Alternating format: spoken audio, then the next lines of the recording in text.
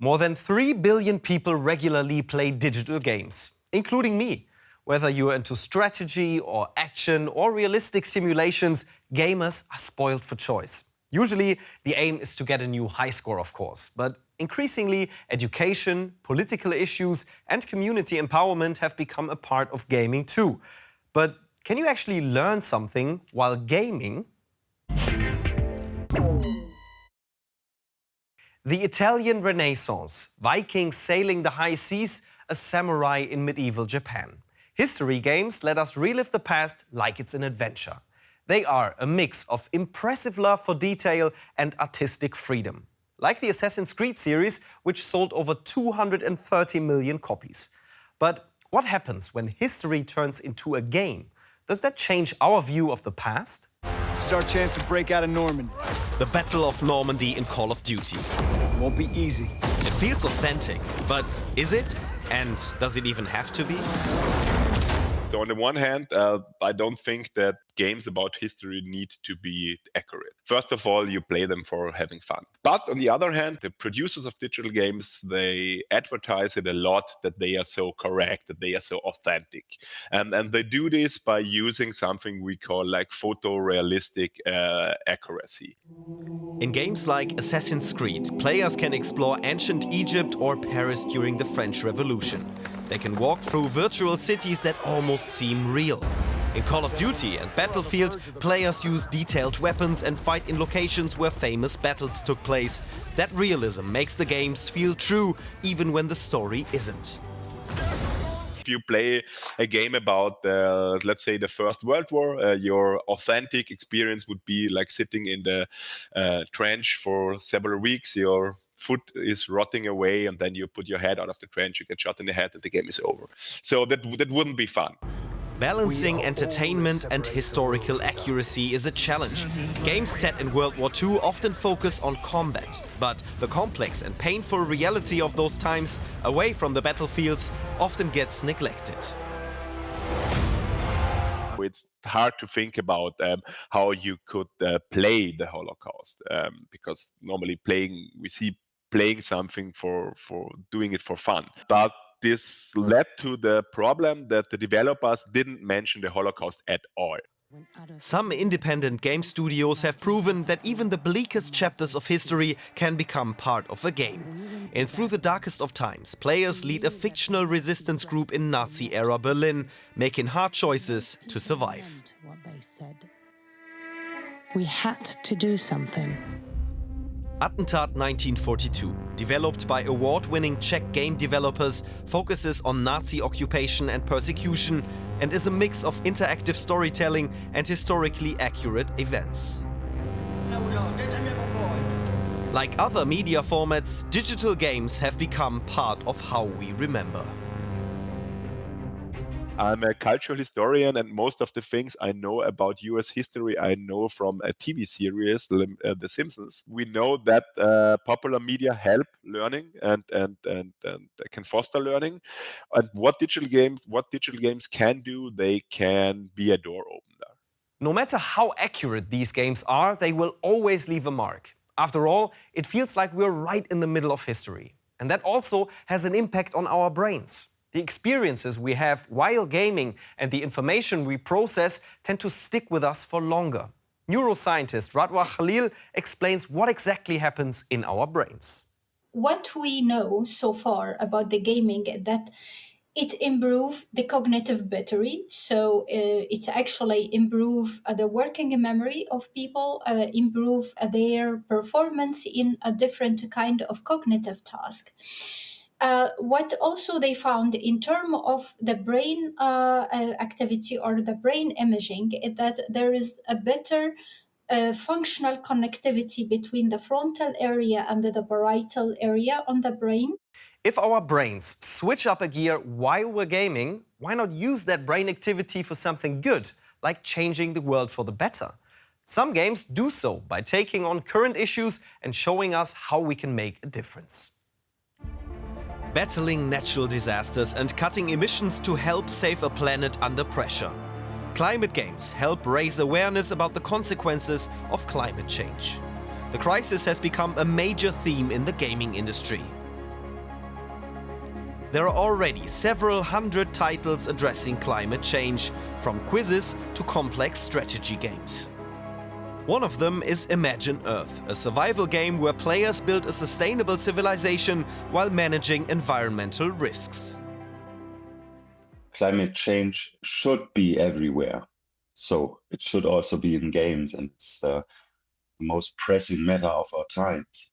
What we wanted to create for players is this authentic experience. So everything that happens in the game, also the emissions, a simulation, how you can compensate CO2 with forests, etc. Studies show that climate games can be powerful tools for learning. They help players understand complex systems, strengthen their sense of responsibility, and even inspire action. 1 in 8 gamers takes real-world action based on what they have learned in games. But how accurate is the science behind these games really? We all created this in a way that it feels like this makes sense. It is not so much about data or precise calculations. It is more about the experience. Other games address young people's so-called eco-anxiety. In Canada, for example, 80% of 16 to 25-year-olds say that anxiety about climate change affects their mental health. This inspired psychology professor Stefania Maggi to develop an adventure game that helps players become more eco-conscious.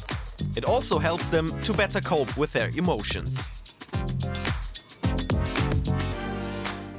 We hope that the people who are playing this game will also go through this journey, this hero's journey, and end the process feeling more equipped and with greater quality and motivated to do something as part of the climate crisis. Games really can have an impact, like raising our awareness about the environment. Some games focus on other areas, like building cultural bridges. A Syrian-German designer has developed a game that lets players experience a virtual pilgrimage in order to better understand what religious beliefs mean to people. I was longing to go to Mecca, but I didn't have the means, and I thought maybe other people as well. So I wanted to create like a virtual representation of the physical place, like in a true-to-scale environment. And you can visit this place from the comfort of your home. In this game, players embark on a virtual pilgrimage. By completing quests, they can explore the Islamic world and learn more about its history and culture. Me, myself, being grown up with like gaming consoles and video games, I thought Muslims were depicted in a negative or very superficial way. So I wanted to create something where Muslims can identify with themselves in the game, also in a positive manner.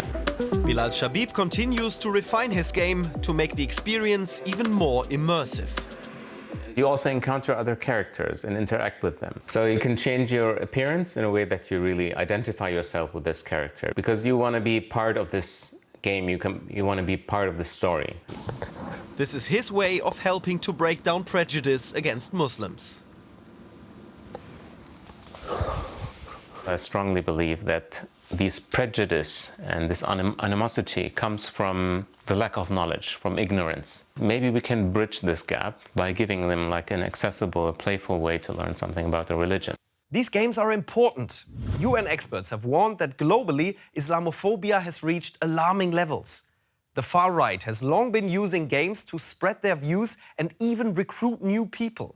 Conflict researcher Lars Wiegold studies radical online communities, especially within digital gaming. Here, he explains why games are so attractive to the far right. The first aspect is the appeal of gaming in general. When we speak about far-right extremists in gaming communities, it often sounds like they're outsiders entering these spaces. That's rarely the case. The far-right play games too.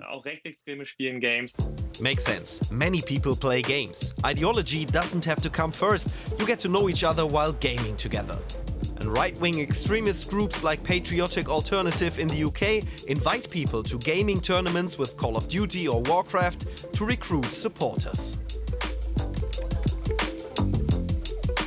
The second aspect is games themselves. Far-right games are nothing new, they've been around since the 80s and 90s. existieren seit den 80er, 90er Jahren. In Germany, the illegal concentration camp manager came about during that time, a disturbing game that was secretly shared despite being banned. Another example is The Great Rebellion from 2024. This run-and-gun game is set in a dystopian Europe, where players fight against a multicultural elite. A digital dictatorship that owns everything. Extremists don't even need to build their own games. They often use existing ones for their purposes. Der dritte Punkt ist einfach diese große. The third aspect is the big gaming ecosystem. It offers countless ways to influence others. Einfluss zu üben. Some games allow players to design their own worlds, like Minecraft, one of the most popular games in the world. Here, extremists have built virtual concentration camps and avatars of Hitler. Far-right symbols can also be found on Roblox. Most games have moderators and community guidelines, but not everything gets flagged or removed. One common tactic is to modify in-game elements, like character skins, environments and even storylines to spread extremist views. If I'm playing a first-person shooter and I choose to modify the game by implementing a swastika, that affects the space I'm playing in and the other players too. A UK study from 2024 found that around a third of gamers worldwide have seen extremist symbols in games.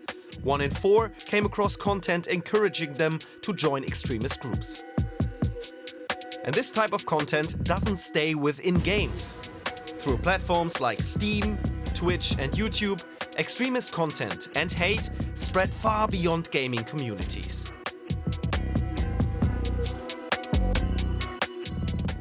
On Steam, researchers found nearly 2 million instances of extremist or hateful content. So there is a dark side to games, definitely. But still, many games have proven that they can motivate us to think about issues and to make a change. Having fun whilst learning, that doesn't sound too bad, does it? Anyway, I'm off for another gaming session. Bye for now.